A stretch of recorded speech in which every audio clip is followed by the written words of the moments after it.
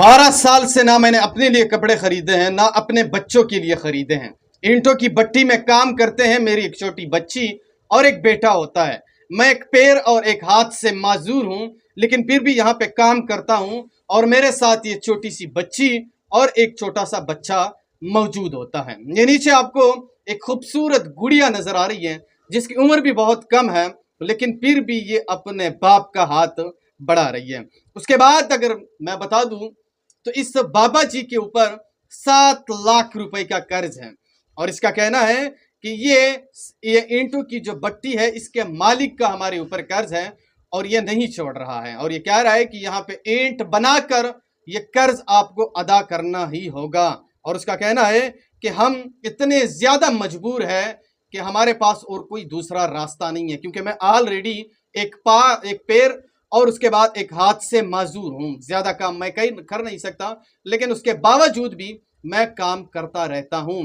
और ये नीचे जो आपको छोटी सी गुड़िया नजर आ रही है, कितनी खूबसूरत और कितनी प्यारी बच्ची है, लेकिन गुर्बत ने उसको उस जगह पहुंचाया है कि ये बेचारी रोती हुई कह रही है कि इस दुनिया में कोई ऐसा इंसान होगा कि हमको इस अजाब से निकाले, क्योंकि हम बहुत ज्यादा तंग आ चुके हैं। इसके बाबा जी का कहना है कि कभी कभी ये मेरी छोटी बच्ची मुझसे सवाल पूछती है कि बाबा हम कब आज़ाद होंगे इन भट्टी वालों से।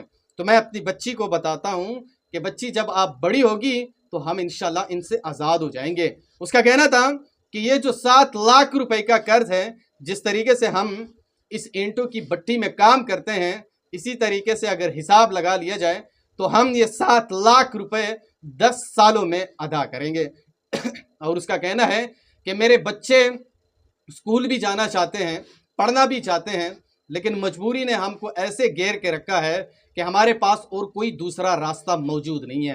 क्योंकि इस वक्त अगर देखा जाए तो इंतहाई आज जो है ना बहुत ज़्यादा गर्मी पड़ रही है, लेकिन इन बेचारों के लिए कोई गर्मी नहीं है। ये इन ज़्यादा टेम्परेचर में भी ईंट बनाकर वाजिबुल अदा कर रहे हैं, यानी कर्ज वापस कर रहे हैं। इनमें से बाबा जी का कहना है कि 100 ईंट बनाकर उसके ऊपर हमें 40 रुपए मिलते हैं। और इसका कहना है कि ये मेरी बच्ची, बेटा और मैं सारा दिन काम करके दिन के 1000 रुपए कमाते हैं। और इसमें से उसका कहना था कि 1000 रुपए में से 400 रुपए वो भट्टी वाले ले लेते हैं, क्योंकि उसका हमारे ऊपर कर्ज है और सिर्फ हमारे लिए 600 रुपए बचते हैं और वही 600 रुपए से हम घर का गुजारा चलाते हैं। ये नीचे छोटी बच्ची से जब पूछ लिया जाता है कि मेरी बच्ची आपकी उम्र भी इतनी कम है, आपके ऊपर तकलीफ है, आप क्या चाहते हो लोगों से, तो ये बच्ची खूबसूरत लहजे और खूबसूरत आवाज में और रोते हुए नम आंखों के साथ बताती है कि इस दुनिया में कोई ऐसा शख्स होगा जो हमारा कर्ज अदा करे और हमें इस अजाब से निकाले। क्योंकि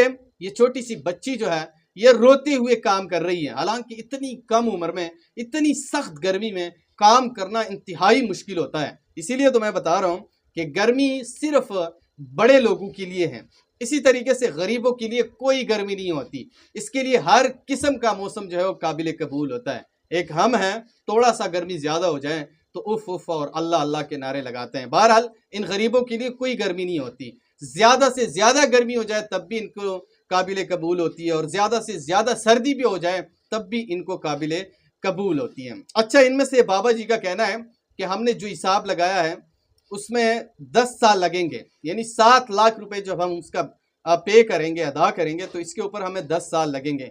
और इसका कहना है कि मैं अपनी छोटी बच्ची को भी यही बताती हूँ कि जब आप बड़े होंगी तो उसके बाद ही ये कर्ज अदा होगा और उसके बाद हम आज़ाद होंगे। इसका ताल्लुक अगर मैं बता दूँ तो इसका ताल्लुक जो है AFG से है और रहते पाकिस्तान में, कई सालों से ये यहाँ पर आबाद है, लेकिन इस वक्त ये गैर तनज़ुल का शिकार है। गरीबी ने इसको ऐसे लपेट में ले रखा है कि इन बेचारों को कुछ समझ नहीं आ रहा है। इन बाबा जी का कहना है कि मैं एक पैर और एक हाथ से माजूर हूँ, काम मुझसे हो नहीं सकता है, लेकिन फिर भी यहाँ पे बैठकर ईंट जो है वो बनाता हूँ, मेरा बेटा भी बनाता है, मेरी छोटी बच्ची भी बनाती है। इसका कहना था कि कोई बाप नहीं चाहता कि मैं अपने बच्चों के ऊपर इस तरीके से काम करूँ, कोई बाप नहीं चाहता कि मैं अपने बच्चों के ऊपर इतना सख्त काम करूँ और इसको इतने सख्त काम पे मजबूर करूँ। लेकिन इसके बाबा जी का कहना है कि बेटा जो है वो भी मेरे साथ आता है, लेकिन मैं इस बच्ची को कभी कभार कहता हूँ कि आप ना आए, आप अपने घर के अंदर बैठे, ये काम जो है ये बहुत ज़्यादा मुश्किल है और गर्मी भी है। लेकिन बाबा जी का कहना है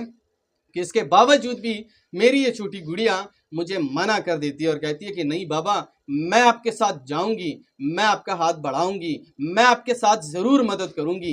हालांकि इसकी उम्र भी बहुत ज़्यादा कम है, ये छोटी भी है बहुत ज़्यादा, लेकिन इतना ज़्यादा मुश्किल काम और वो भी अपने बाप के साथ।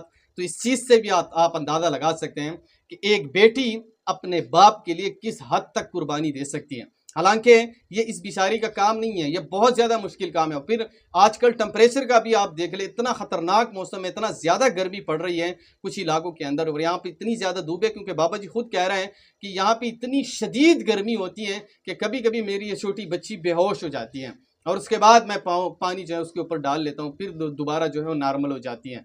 लेकिन मैं अपनी बच्ची को बार बार मना कर देता हूँ, लेकिन उसके बावजूद भी मेरी बच्ची जो है वो मना नहीं होती और बार बार मुझे कहती है कि नहीं बाबा, मैं आपके साथ जाऊंगी, मैं आपकी मदद करूंगी, मैं आपको ऐसे अकेला नहीं छोड़ सकती। उसके बाद इस बच्ची से ये रोते हुए इंटरव्यू ने मेरा दिल जो है ना वो चीर दिया है। मुझे बहुत ज़्यादा तकलीफ हुआ जब मैंने इस छोटी बच्ची की आवाज़ सुनी और इसकी फरियाद सुनी, और उसने कहा कि कोई इस दुनिया में ऐसा होगा जो हमें इस अजाब से निकाले। बहरहाल ये तफसीलात थी जो कि मैंने आपके साथ शेयर कर दी। आप इसके ऊपर क्या राय रखते हैं कमेंट सेक्शन में आपने मुझे ज़रूर बताना है, और इस वीडियो को भी आगे शेयर करो जहाँ पे भी वो खुश रहो। अल्लाह।